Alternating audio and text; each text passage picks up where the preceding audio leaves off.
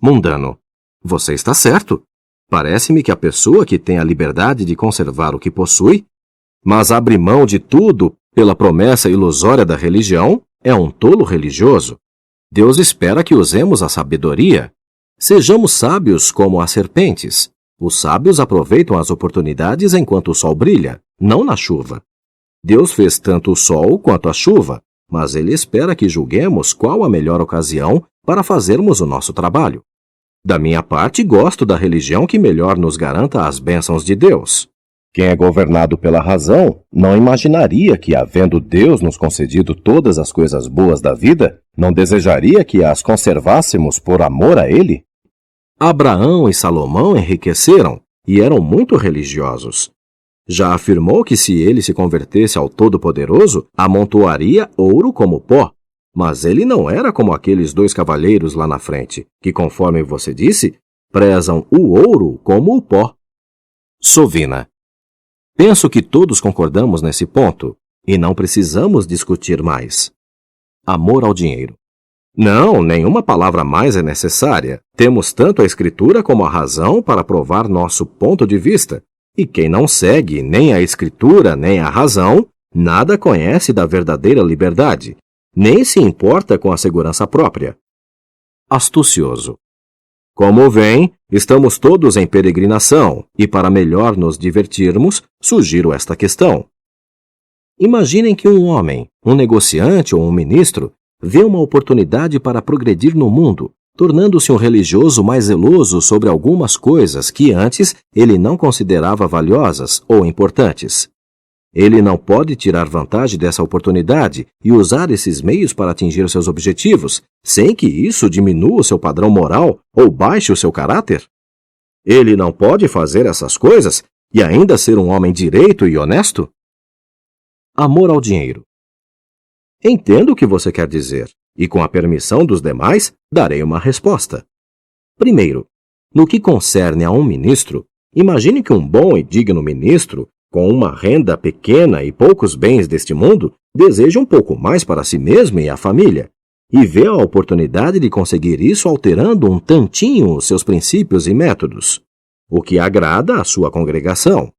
Ele se torna mais estudioso, faz uma propaganda mais efetiva de si mesmo e de sua igreja, prega mais frequentemente e com maior zelo seleciona e adapta as escrituras para servirem aos seus propósitos, desenvolve sermões melhores e mais fortes sobre o dízimo e as ofertas, a fim de aumentar a renda da igreja e pôr a si mesmo em posição de ganhar um salário melhor. E com isso, aumenta a sua reputação na comunidade e na denominação. Não vejo razão para que não tire vantagem dessa oportunidade. De fato, penso que deveria fazê-lo.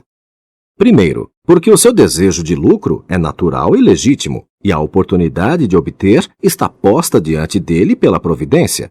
Então ele deve conseguir o mais que puder, sem questionar por causa da consciência.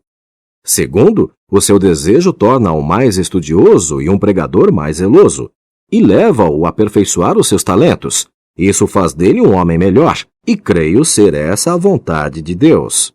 Terceiro, quanto a ele condescender com os desejos de seu povo, renegando a alguns de seus princípios para servi-los, penso que seja louvável, pois mostra que possui um espírito abnegado e um temperamento brando e vitorioso, o que faz dele a pessoa adequada à sua profissão.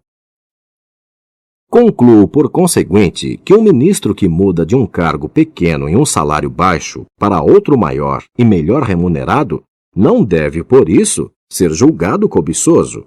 Ao contrário, uma vez que melhorou a qualidade de seu serviço, deve ser considerado como alguém que segue judiciosamente as regras de sua vocação e aproveita o melhor que pode uma oportunidade posta diante dele para fazer o bem. Agora, quanto à segunda parte de sua questão, que diz respeito a um negociante, suponhamos que um negociante que obtenha pouco lucro ou um trabalhador que receba um salário pequeno possa, tornando-se religioso, melhorar a sua situação. Casando com uma mulher rica, conquistando mais clientes ou clientes melhores, ou arranjando um emprego melhor. Não vejo por que isto não possa ser feito legitimamente. Minhas razões são estas. Tornar-se religioso é uma virtude, qualquer que seja o meio. Não é ilegal ter uma mulher rica, ou um negócio mais lucrativo, ou um salário melhor. Ademais, o homem que consegue estas coisas por tornar-se religioso, consegue o que é bom por se tornar bom ele mesmo. Então, o resultado é uma vida boa, uma boa esposa, mais dinheiro, mais clientes, melhor salário, ou negócio melhor. Tudo por haver se tornado religioso. Além do que, obter estas coisas é um bom motivo para se virar religioso. Esta resposta do Senhor, amor ao dinheiro, foi entusiasticamente recebida por todos, e todos concordaram que ninguém poderia refutá-la com sucesso. Decidiram, pois, ir apresentar a questão a Cristão e Esperançoso, uma vez que ambos haviam rejeitado o Senhor astucioso e as suas ideias. Eles chamaram por Cristão e Esperançoso para que os esperassem. Enquanto se aproximavam, acordaram entre si que o senhor mundano deveria propor a questão, em vez do senhor astucioso, por causa da atitude de Cristão para com ele na discussão anterior. Assim, após os cumprimentos e apresentações, e uns poucos e breves comentários sobre a jornada e o clima, o senhor mundano apresentou a tese a Cristão. Cristão. Até um iniciante pode responder a esta questão. Qualquer um sabe que é errado tornar-se religioso por interesse. Porque, se era errado seguir a Cristo por pães e peixes, muito pior é usá-lo, bem como a sua religião, como uma isca para o lucro e as coisas deste mundo. Os fariseus hipócritas eram desse espírito. Orações longas eram seu método, mas as casas das viúvas eram seu alvo.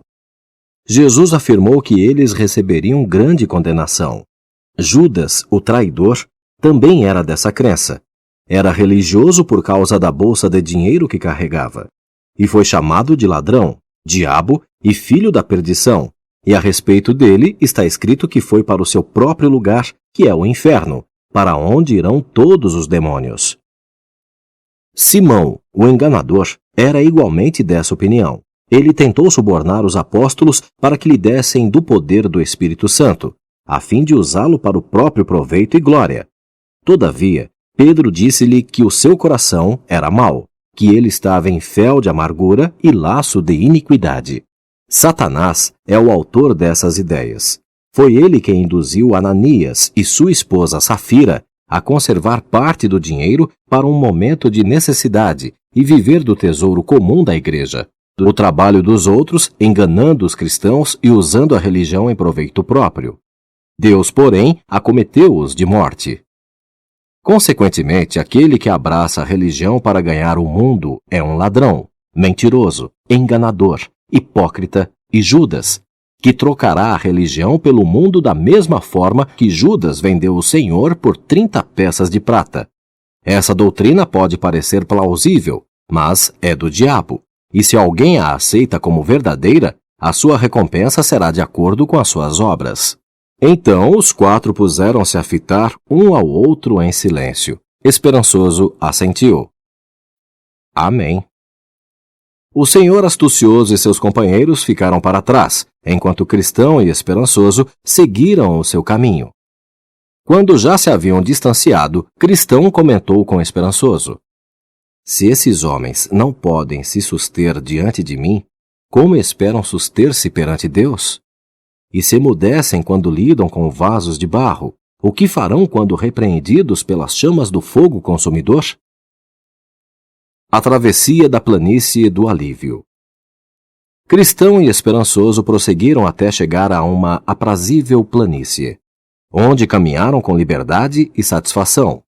A planície era pequena e eles logo atravessaram. Do outro lado da planície encontraram uma colina chamada Lucro. Na colina havia uma mina de prata, para onde algumas pessoas haviam se desviado da estrada, por causa da singularidade do local. Tinham chegado perto demais da jazida e jamais haviam retornado. O chão cedera sob elas, fazendo-as cair. Algumas foram mortas e outras ficaram mutiladas.